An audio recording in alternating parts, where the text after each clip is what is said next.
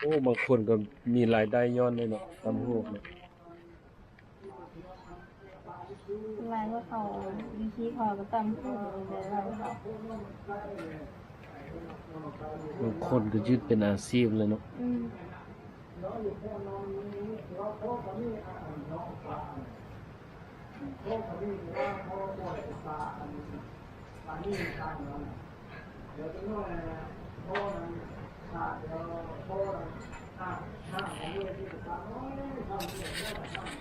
มันก็ได้นะ